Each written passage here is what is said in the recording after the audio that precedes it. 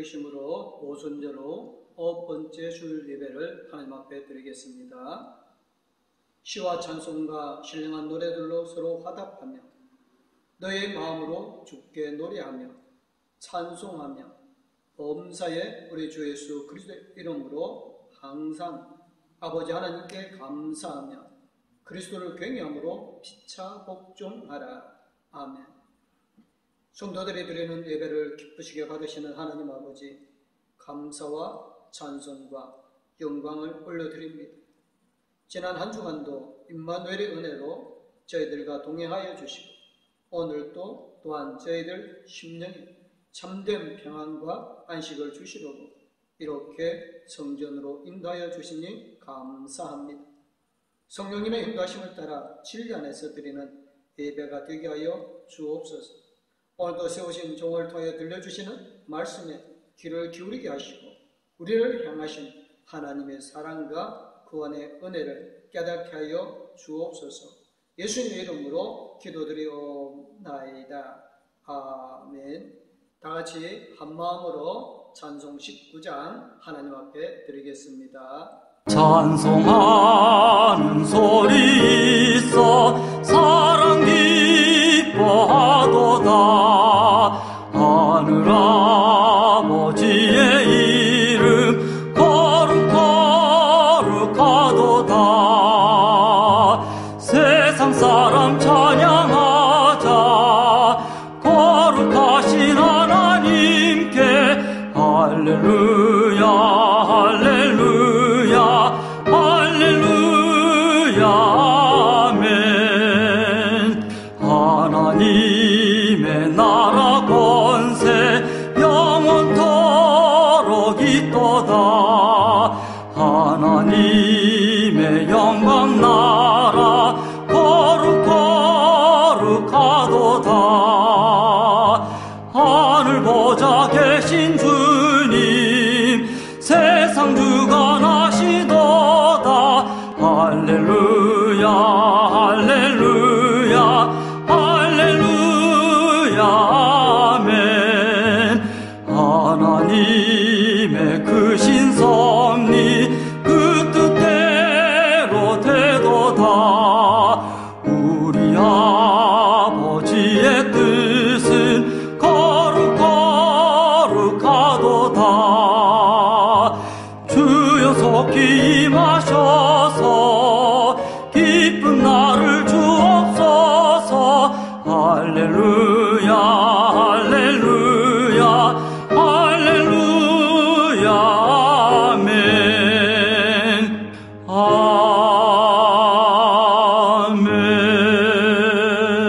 아멘. 사도신경으로 신앙 고백 가시겠습니다. 나는 전능하신 아버지 하나님 전지의 창조주를 믿습니다. 나는 그의 유일하신 아들 우리 주 예수 그리스도를 믿습니다.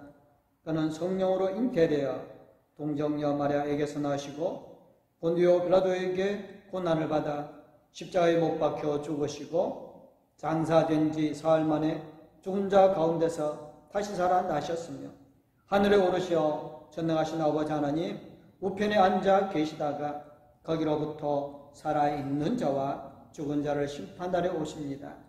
나는 성령을 믿으며 거룩한 공교회와 성도의 교제와 죄를 용서받는 것과 몸의 부활과 영생을 믿습니다. 아멘. 오늘 우리에게 주신 말씀은 에베소서 3장 14절에서 21절까지 말씀입니다. 그러므로 내가 하늘과 땅에 있는 각 족속에게 이름을 주신 하나님 앞에 무릎을 꿇고 비노니 그의 영광의 풍성함을 따라 그의 성령으로 말미암아 너희 속 사람을 능력으로 강건하게 하시오며 믿음으로 말미암아 그리스도께서 너희 마음에 계시게 하셨고 너희가 사랑 가운데서 뿌리가 박히고 터가 굳어져서 너희 모든 성도와 함께 지식에 넘치는 그리스도의 사랑을 알고 그 너비와 깊이와 높이와 깊이가 어떠함을 깨달아 하나님의 모든 충만하시는 것으로 너에게 충만하게 하시기를 구하노라. 우리 가운데서 역사하시는 능력대로 우리가 구하거나 생각하는 모든 곳에 더 넘치도록 능히 하실 이에게 교회 안에서와 그리스도 예수 안에서 영광이 대대로 영원 무궁하기를 원하노라. 아멘. 찬송가 401장 하나님 앞에 찬양 드리겠습니다.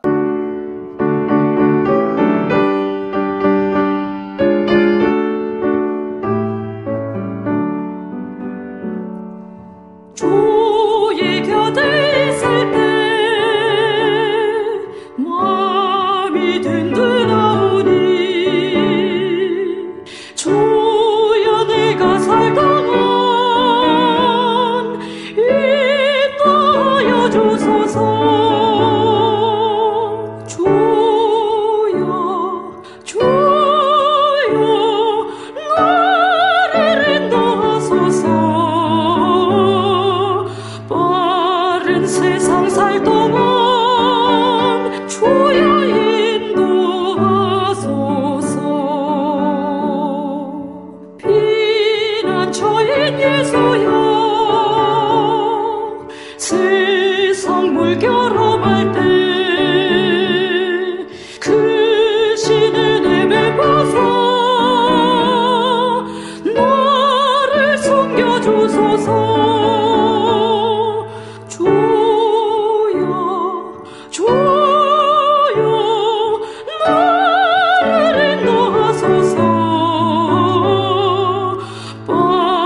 세상 살 동안 주여 인도하소서.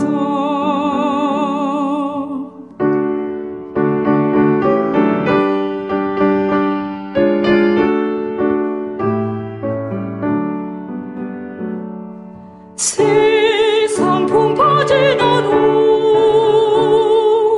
영화로운 나라와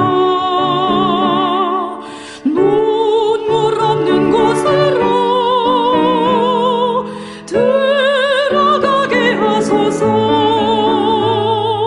주여 주여 나를 인도하소서. 빠른 세상 살 동안 주여 인도하소서.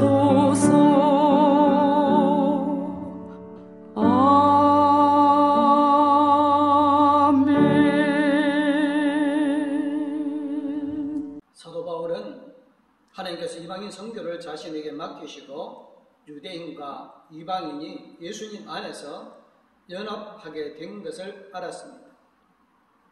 바울은 교회를 위해 기도하였습니다. 성도들의 속 사람을 위하여서 기도하고 그리스도께서 성도들과 함께 하시기를 위하여서 기도하였습니다.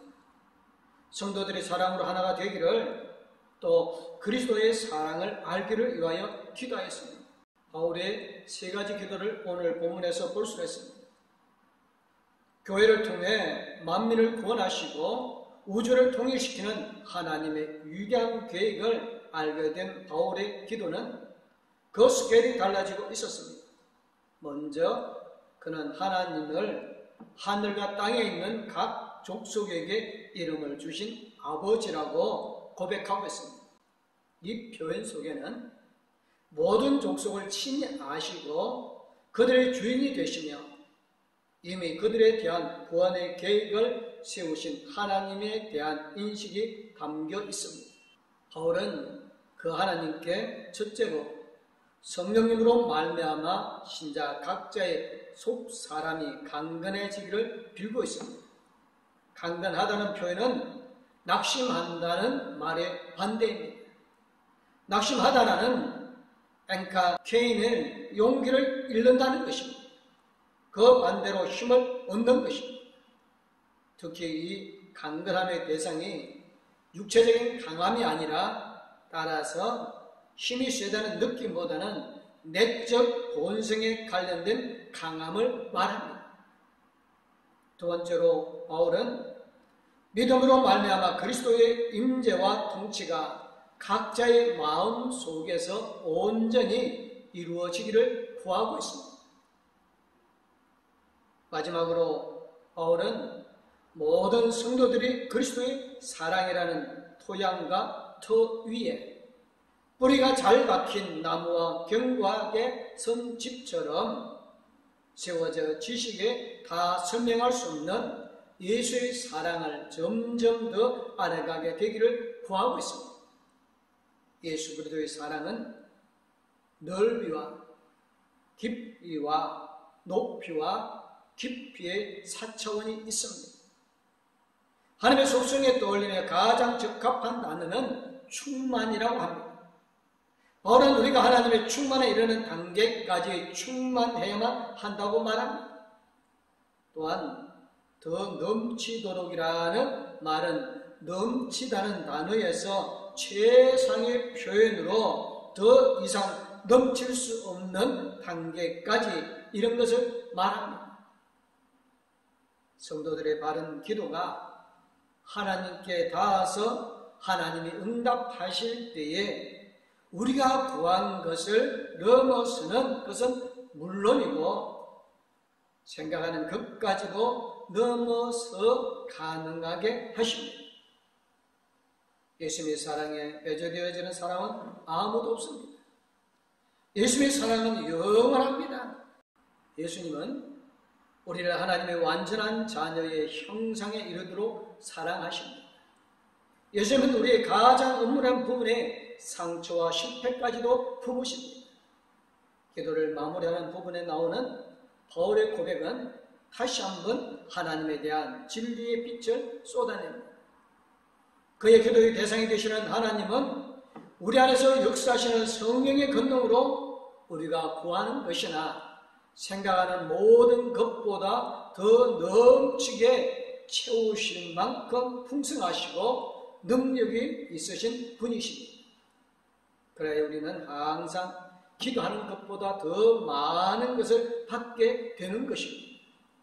하나님께서 이렇게 응답하시는 이유에 대하여 바울은 교회 안에서 그리고 예수 그리스도 안에서 하나님의 영광을 나타내기 위함이라고 설명하고 있습니다.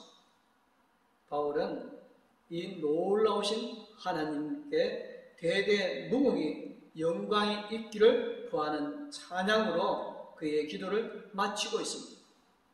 이와 같은 진리와 찬양의 기도는 하나님을 기쁘시게 하며 하나님의 권능을 이끌어낼 수밖에 없습니다. 하나님은 그 스스로 충만하신 분이십니다. 그래서 모든 것이 넘쳐 흐르십니다. 나눔에도 제약이 없습니다. 그 안에서 충만하시니 에너지가 넘칩니다. 이런 하나님의 충만으로 우리가 채워진다면 우리도 활력에 가득 찬 삶을 살게 됩니다. 이것은 신체적인 에너지만을 의미하지 않습니다.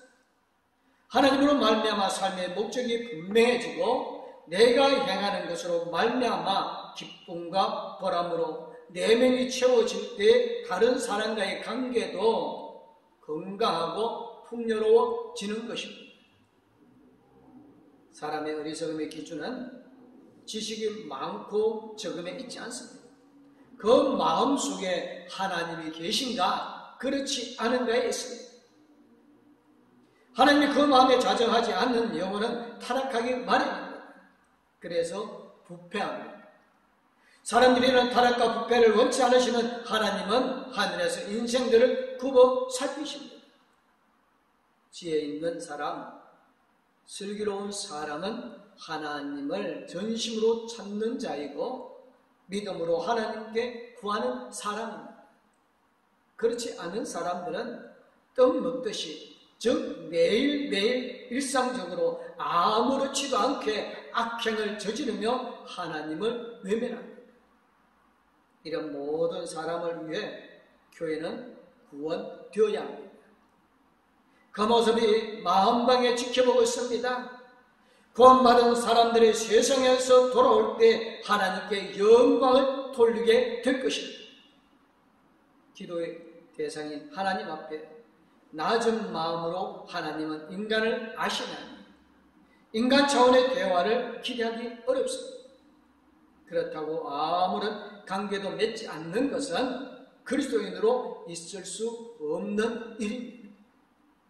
이 기도의 대상은 온 우주 만물을 만드신 창조주 하나님이십니다. 그 하나님 지금도 우리에게 가입하시고 우리의 필요를 채워주십니다. 이런 분이시니 우리가 어찌 높은 마음과 몸으로 하나님께 기도를 할 수 있겠습니까? 유대인들은 기도할 때 서서 기도하는 경우가 많습니다. 바울은 유대인임에도 불구하고 무릎을 꿇고 기도하였습니다. 하나님에 대한 진정한 마음이 드러납니다. 예수님 그리스도를 믿고 고백하는 사람이라면 자신의 삶을 내어드려야 합니다. 삶을 주관하시는 분은 자기 자신이 아니라 그리스도로 바꿔야 합니다. 이를 바울은 믿음으로 말미암아 우리 마음에 그리스도가 계시게 해야 한다는 강구로 표현하였습니다. 바울은 성도들이 그리스도의 사랑의 뿌리를 내리기를 기원하였습니다. 삶이 요동치지 않아야 성도로서 자격이 주어집니다. 그리스도인이 살 때 아무런 어려움이 없음을 의미하지 않습니다. 이 세상을 살아갈 때 권력이나 재력, 뿌리 내리지 않고 사랑의 뿌리를 내린다면 세속적인 욕심으로 인해 초래되는 어려움을 피할 수 있습니다.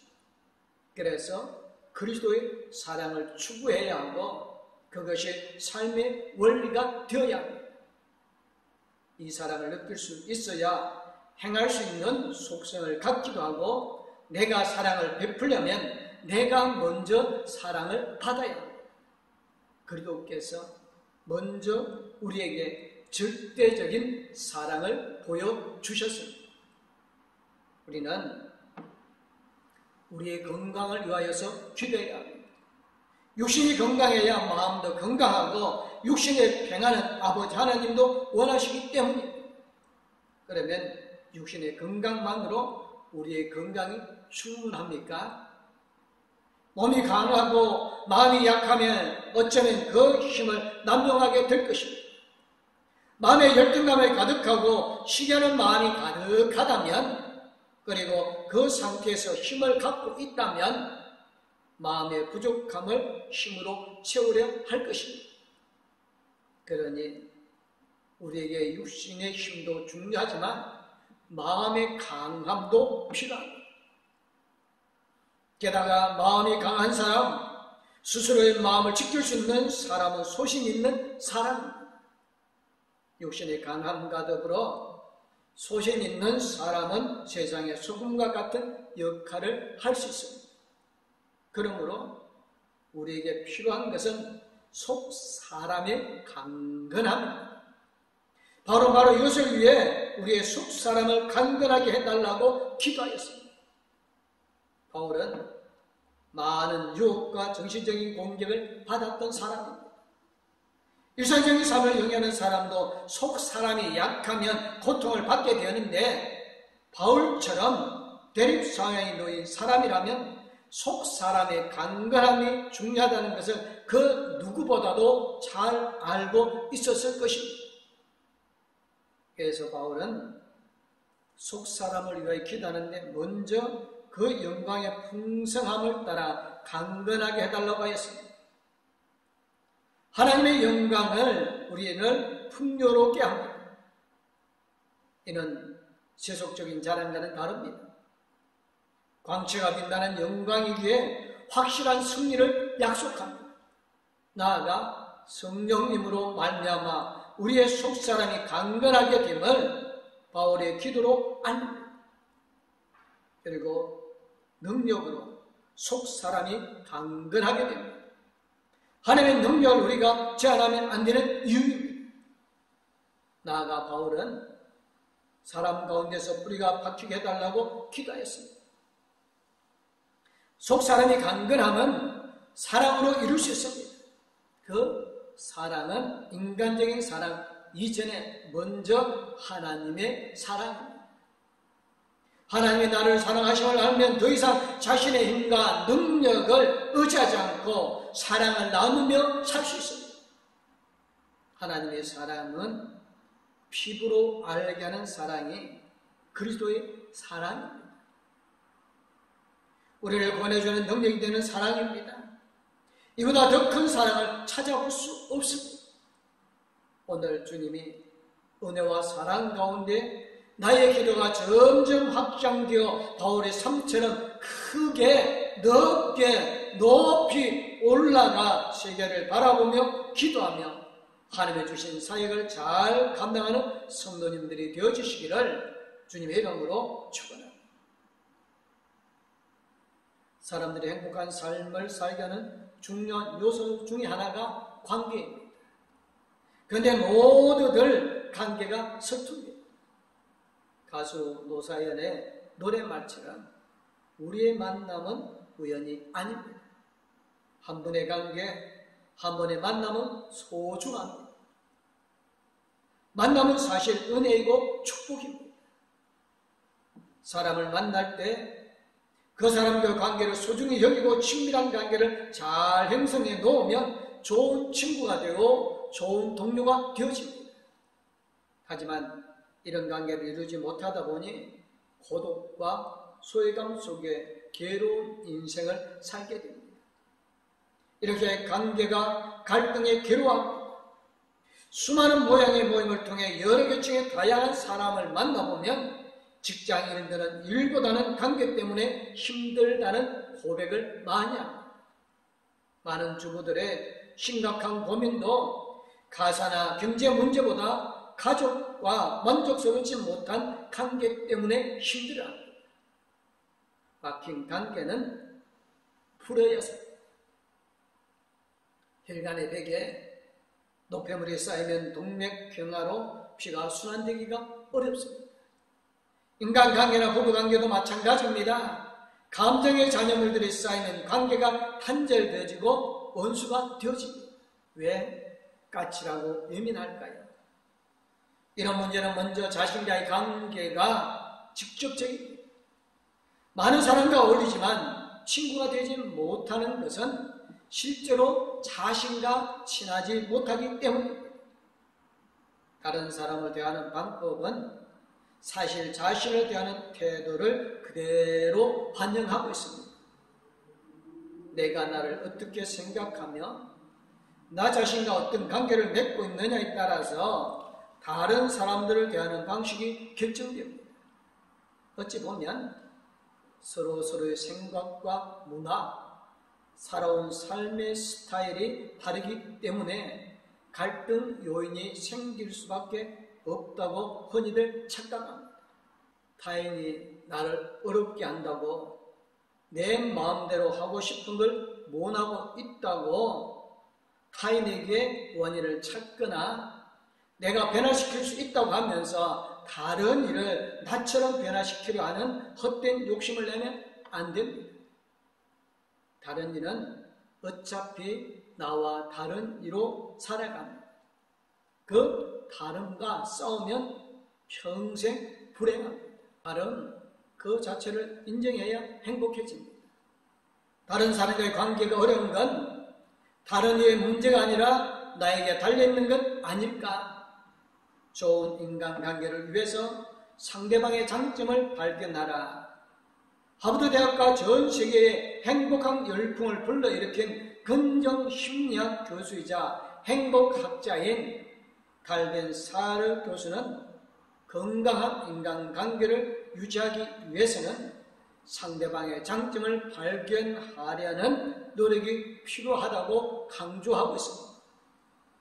긍정적인 시선으로 상대방을 바라보다 보면 어느 순간부터 상대방의 단점이 장점으로 보이기 시작합니다. 아무리 좋은 관계도 상대를 삐딱하게 보기 시작하면 관계가 단절됩니다. 한국인 누구에게나 특유의 까칠하고 예민한 기질이 있습니다. 그래서 부부, 자녀, 타인과의 관계를 회복이 더디고 어렵습니다. 어떤 이는 이런 관계의 벽을 넘을 수 있을까요? 까칠하고 예민함을 줄이면서 더 나은 삶을 살 수는 없을까요? 수많은 관계 속에서 우리는 행복과 불행, 기쁨과 슬픔뿐 아니라 분노와 좌절 등 다양한 감정을 느끼면서 살아갑니다. 열심히 그리고 잘 했는데 생각한 대로 결과가 없기에 우리는 까칠합니다. 마치 박넝쿨 그늘 아래에서 니느웨가 망하기를 간절히 바라며 지켜보고 있던 요나는 박넝쿨이 말라버리자 차라리 땡볕에서 죽는 게 사는 것보다 낫다고 또 투덜대고 성을 냅니다. 그 예민함의 성격적 특성은 감정이 침체되고 불안이 많아지는 우울증 증사가 비슷한 결과를 낳기에 예민함만 잘 다스리면 우울증 치료까지 기대해 볼 수 있는 것입니다. 우울증 진단을 받은 환자가 예민한가라고 물으면 그렇다라고 답하지만 우울한가 질문을 바꾸면 아니다라고 답하는 경우가 많다고 합니다. 특히 50대가 되면 남녀 모두 갱년기와 맞물려 까칠함과 예민함이 더하여집니다. 서양 문화에 비해 감정 표현이 많지 않는 한국인의 경우 감정의 찌꺼기가 쌓이다 보니 특성상 몸이 아픈 신체 반응으로 나타나는 경우가 더 흔합니다. 이런 예민하거나 까칠한 기질은 어릴 때 형성된다면 성인이 되어서도 지속적으로 나타나게 되어집니다. 까베기 장사를 하는 것도 아닌데 마음이 베베 꼬여 있으면 곤란합니다. 우리의 관계의 벽을 넘어서야 합니다. 말을 놓으면 관계가 가까워지는 것 같지만 시간이 지남에 따라 긴장이 풀리게 되고 예의에 벗어난 무리하게 되어집니다. 좋은 때야 웃지만 감정이 틀어질 때는 상대의 눈치 안 보고 욕설을 내뱉는 일도 어렵지 않습니다. 말과 행동을 한번 거칠어지면 도들려지지 않습니다.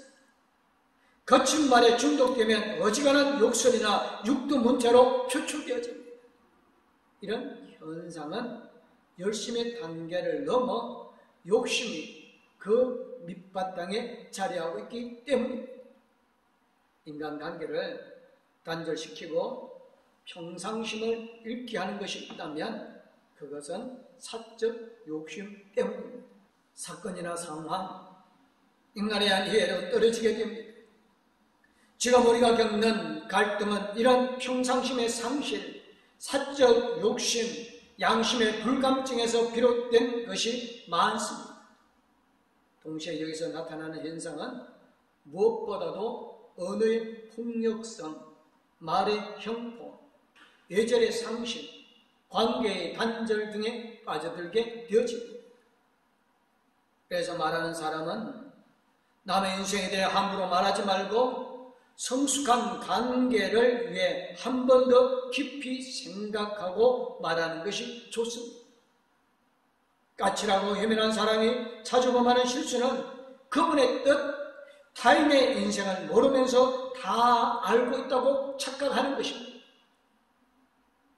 링컨의 성공 비결은 절대 타인을 비판하지 않는 것이었습니다.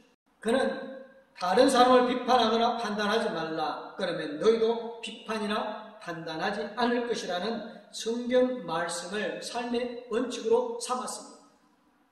까칠하고 예민한 사람들은 한 번도 주인공으로 살아본 적이 없다가 이제 겨우 뭔가 주인공처럼 되었다고 생각합니다. 특히 내 집을 갖고 내 차를 갖고 내 가족을 부양하며 안정된 자리를 갖고 살게 되었다고 말합니다. 그래서 잠시만 한눈 팔면 누군가 빼앗아갈 것 같은 불안과 경쟁심이 완전히 사라지지 않는 그 뜨거운 피, 그래서 상대의 눈치를 보며 긴장하고 경계하고 그러면서도 남의 일에는 사상평평 간섭하면서도 누가 자신에게 뭐라고 하면 부르르 주먹을 쥐고 뜨거운 분노부터 보여주며 마치 자신의 몸을 부풀려 크게 보이려고 하는 개구리처럼 건드리면 가시 확 세우는 고슴도치들처럼 그렇게 살고 있습니다. 왠지 모를 원인을 알 수 없어 신경 쓰이는 불면증과 몸이 자꾸 아플 때 병원을 찾아다니기보다는 관계의 긴장이나 마음의 스트레스를 푸는 것이 더 효과적일 수 있습니다. 충동적으로 일들을 도피하거나 간들 생각은 절대로 하지 말고 타인의 반응에 과도한 의미를 두지 않는 연습하기 등 실생활을 애매함을 최소하게 줄이는 방법이 필요해 보입니다. 그것이 바로 하나님 앞에 간절한 기도인 것입니다. 우리 봉독교회 모든 성도님들 하나님 앞에 간절한 기도함을 통하여서 이 땅의 삶이 즐겁고 행복한 삶이 되어지시기를 주님의 이름으로 축원합니다. 아멘. 기도하겠습니다. 우리를 사랑해 주신 하나님 아버지 감사합니다.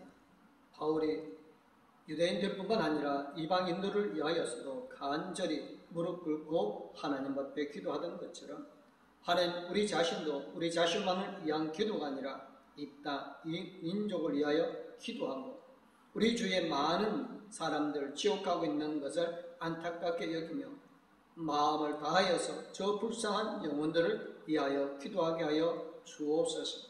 봉독교회 성도들의 간절한 기도로 말미암아 이 땅의 모든 영혼들이 하나님의 거룩한 백성들이 되어지고 이 대한민국이 하나님의 영광의 나라로 변화되어지게 하여 주실 줄 믿습니다.